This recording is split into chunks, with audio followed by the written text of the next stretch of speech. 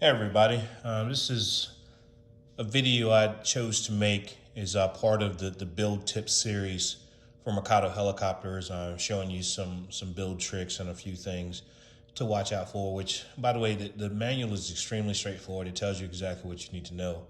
However, there's some things that people kind of neglect and they don't take the time to get 100% correct, which causes issues, premature wear, also failures if you're not quite paying attention to what needs to be done. So what I've done is I've taken apart a Logo 700 tail unit that shows the gears, the torque tube gears in the rear.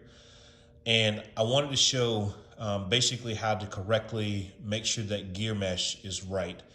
And also how to lubricate the inside of the case, because the actual case on the inside is free from dirt, free from debris. It's never going to get inside the case. So lubrication, a light lubrication is a great thing. It's just going to help keep the gears from wearing prematurely and also keeping the heat down as well on the inside of the case. When it comes to main gears, I'm not really a fan of much lubrication, only because dirt will fall directly off the gears if they're dry. If they're wet, it doesn't matter what kind of lubrication you use, it can attract dirt, and which will cause, obviously when they mesh with the pinion, to dig into the gear and cause failure. So back to the 700 kit, the tail drive. Okay, so this is the bearing that's on the inside of the kit. Inside of the actual tail housing, you can see it's just a press fit. It's not, anything super crazy. What I typically like to do is I like to lubricate all my bearings with silicone oil of some sort. It doesn't have to be anything specific oil, but I put enough oil on there where it actually lubricates the races of the bearings. You can see it just goes right in. And you don't have to do both sides, because one side will get inside and it'll be good to go. So that's lubrication for that part of the case, which is, we'll use that later. This is the most important part. This is the tail drive gear assembly. And you can see there's a gear here with two bearings, two large bearings, which is pressed onto the gear, which if you look inside the case, there's actually indications of where the bearings should sit. And those bearings should sit right in between those without being forced or being set to the side or not quite exactly zero. And when you put them in there, it should be nice and smooth when this turns. I mean, it should be nice and easy. No notching, nothing crazy going on. It should be nice and easy. I like to lubricate those bearings as well before I install them. Actually, after I install them, because it makes it easier to move them once they're done. But this is the part that you want to get correct, which is the mesh. All right, so when this case is together, this actually puts a little bit of pressure here on this gear. And you can see right here, the mesh is slightly just a little bit out, but you see it just dropped in because it actually seated correctly. But if you look at the actual mesh itself, like in between the gears, you can see there's no play in between those two gears, left to right. When I hold this solid and I hold this solid, there's no play right here. What I like to do is, once it's assembled, is put my finger in this hole back here and then try to move this back and forth and see if you have any kind of lateral play back and forth with this. If you do, then you make an adjustment to this gear. So what I do is I take a socket that'll fit around the base of this without damaging the threads, and I just tap it slightly with any kind of, you don't have to use a hammer, anything like a screwdriver, until the mesh is to where there's zero lash between here, these two gears. You want zero lash in between those gears. If you have lash, it needs to be adjusted.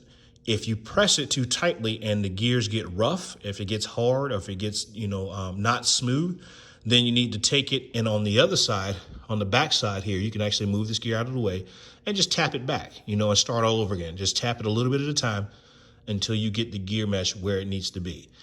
Once the gear mesh is done, then what you want to do is you want to lubricate, obviously, your bearings on the inside here.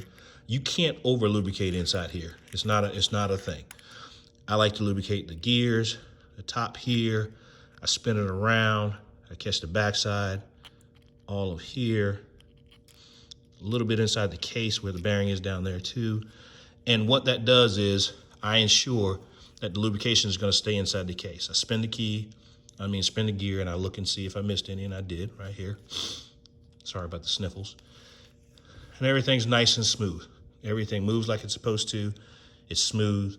I take my top card case. I put it on the actual assembly. When you slide it on, it should snap together nice and easy. And when you do, this is what I'm talking about. When it's screwed together, I put my finger inside here and I feel if there's any play. I have none, zero. But at the same time, see how nice and smooth that is? It goes and there's no notchiness. You don't see any kind of stepping. It's actually just nice and smooth and it moves back and forth like it should. That is a proper gear mesh for a tail case. Now, this same theory can be applied on the front end of the helicopter where the torque tube gears meet in the front.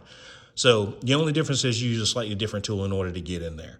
I have one that I made that I can tap it with, and it works really well, but any kind of socket with an extension will work. Or if you have an old torque tube that you can you cut the end off, you can tap it because you're only putting light pressure on it. You're not really slamming the gears. You're barely moving them. One more thing I like to do before I fly my helicopters, I do this to every shaft. I take the actual tail assembly off, the grips and the head and the slider. I connect it to the helicopter. I spin the helicopter up where there's no blades on the head, no blades on the tail, and I run an emery cloth, not an emery cloth, but basically a 3M cloth. I'll show you what that looks like here in just a second.